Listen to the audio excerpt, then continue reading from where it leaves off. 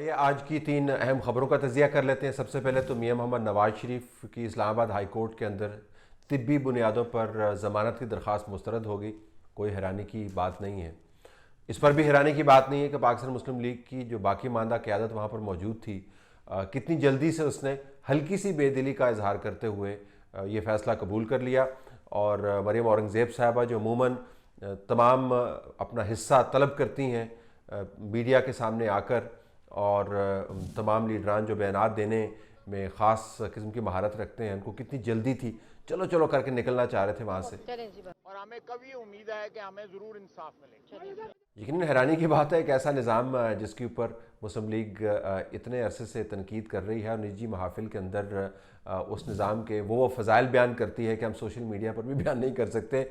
Publicly आप कह रहे हैं कि आपको उस निज़ाम से इंसाफ की उम्मीद है, तो न जाने उस इंसाफ की शक्ल और साख्त क्या होगी। बहरहाल इस खबर में कोई हैरानी या अनहोनापन आपको नज़र नहीं आएगा। नून लीग ने कबूल कर लिया, अदालत ने फैसला दे दिया। देखते हैं कि आने वाले दिनों में नून लीग को कितना इंसाफ इस निज़ाम के अंदर से मिलता है। दो बड़ी खबरें हैं जिसका तजिया यकीनन बनता है।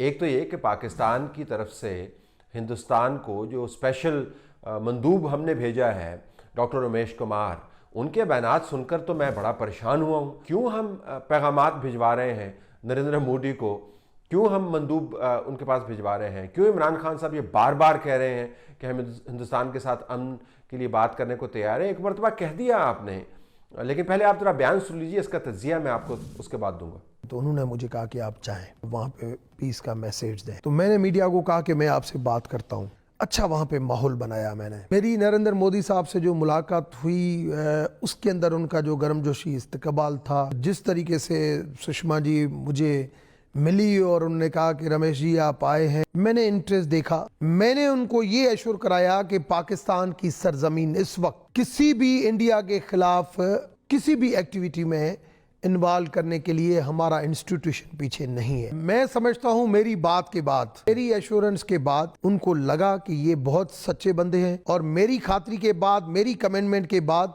आप आगे देखेंगे कि माहौल कैसे बेहतर बन रहा है। ये एलओसी, ये जंग, ये कश्मीर, ये बलोचिस्तान, ये सारे इशू मैं समझता हूं मेरी बात के बाद प्राइम मिनिस्टर नरेंद्र मोदी की स्टेटमेंट आना राजस्थान में, वो आपने देखा।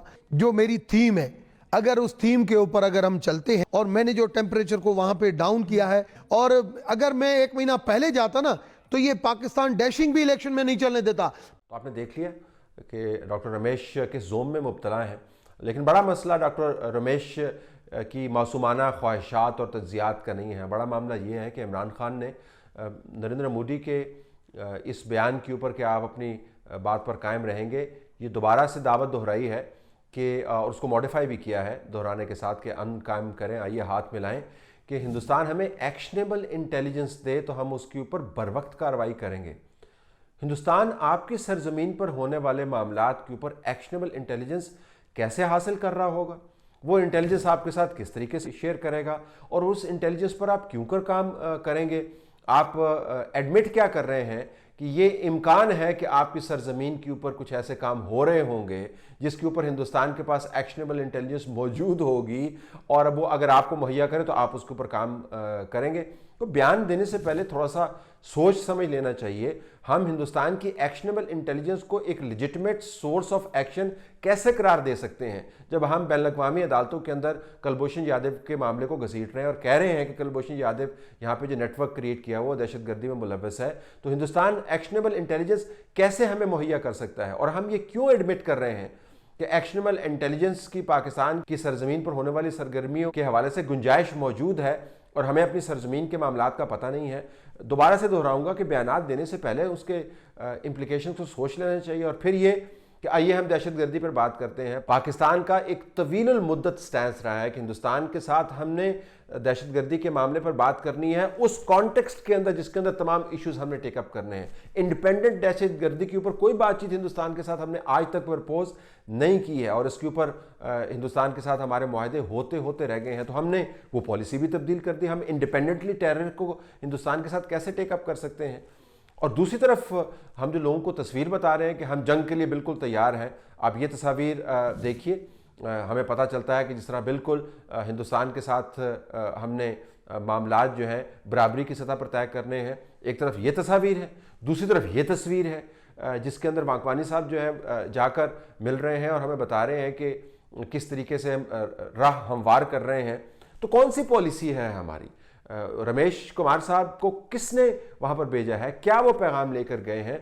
और हम क्यों हिंदुस्तान को बार बार ऐसी ऑफर्स कर रहे हैं जो पाकिस्तान का फंडामेंटल स्टैंस चेंज करता है? ये बहुत बड़ा मामला है। अगर अपोजिशन उसी तनख्वाह पर काम ना कर रही होती जिस तनख्वाह पर नवाज शरीफ साहब की बेल को रिजेक्ट होने के बाद उन्होंने काम करने का अंदिया दिया है, तो शायद ये मामला टेकअप होते। एक और मामला सुन लीजिए। दुबई ने ओआईसी की कॉन्फ्रेंस के ऊपर बतौर होस्ट सुषमा स्वराज को गेस्ट ऑफ ऑनर के तौर पर बुला लिया। ये कितना बड़ा फेलियर है? आप कह सकते हैं दुबई ने बुलाया, इसमें हमारी पॉलिसी फेलियर का क्या है?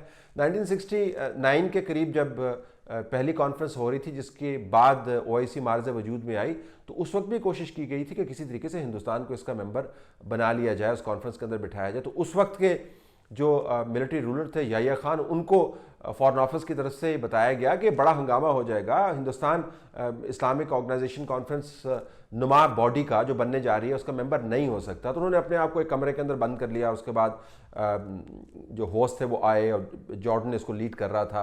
उन्होंने कहा ठीक है, हमसे गलती हो गई, हम हिंदुस्तान को इसका जो है मेंबर नहीं बनाएंगे। बहुत मरतबा कोशिश उसके बाद हुई कि ओआईसी के अंदर हिंदुस्तान को घुसाया जाए। पिछले साल बांग्लादेश ने तजवीज़ दे दी कि हिंदुस्तान को ऑब्जर्वर स्टेटस दिया जाए, तो पाकिस्तान ने वावेला मचाया और उसको नल एंड वाइड करार दे दिया। आज देख लें, हिंदुस्तान को बाकायदा गेस्ट ऑफ ऑनर के तौर पर वहाँ पर बिठाया जा रहा है। और ये ओआईसी वाहिद वो इदारा है, एक बॉडी है जहाँ पर कश्मीर के हवाले से बाकायदा स्ट्रक्चर्स मौजूद हैं और कश्मीर के ऊपर जो सबसे रेलेवेंट और धांसू किस्म की करारदादें आती हैं वो ओआईसी के प्लेटफॉर्म से आती हैं। कश्मीरी वहाँ पे मर रहे हैं और यहाँ पर हिंदुस्तान की जो वज़ीर हैं वो बतौर गेस्ट ऑफ ऑनर के तौर पर बुलाई गई हैं। पाकिस्तान क्या कर सकता था? पाकिस्तान बड़े वाज़ेह अंदाज से बता सकता था कि हिंदुस्तान का इस प्लेटफॉर्म से कोई लेना देना नहीं है। ओआईसी के प्लेटफॉर्म के ऊपर मामलात को उठाने के लिए चार्टर के अंदर वाज़ेह अंदाज से लिखा हुआ है कि तमाम जो मामलात हैं वो तय होंगे कंसेंसस के ज़रिए। तो कौन सी कंसेंसस वाली रेजोल्यूशन पास की है यूएई ने बतौर होस्ट, जिसके नतीजे में सुषमा स्वराज को वहाँ पर बुलाया जा रहा है? और पाकिस्तान ने इसके ऊपर चूं भी नहीं की। 50 साल से जो हमने ओआईसी के अंदर हिंदुस्तान की मौजूदगी के ऊपर एक पॉलिसी बनाई है उसके ऊपर मुकम्मल तौर पर खामोशी है।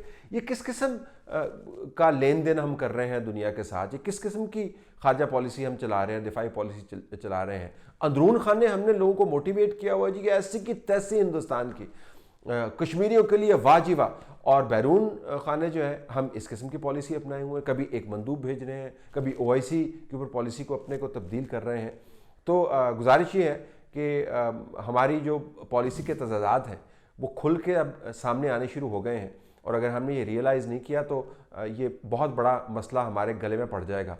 यूएई से हम यकीनन बात कर सकते थे और कह सकते थे कि सुषमा स्वराज साहिबा का इस प्लेटफॉर्म पर इस वक्त जब कश्मीरियों को वो कत्ल कर रहे हैं बुरी तरीके से, और कश्मीरी एक जदोजहद में बहुत मुतहरक अंदाज से इन्वॉल्व हैं और मजालिम की दास्तानें दुनिया भर में फैली हुई हैं, इस वक्त हिंदुस्तान का या किसी वक्त भी हिंदुस्तान का यहाँ पर कोई प्लेटफॉर्म नहीं है। हम ये कह सकते थे अगर हमने उनसे पैसे ना लिए होते।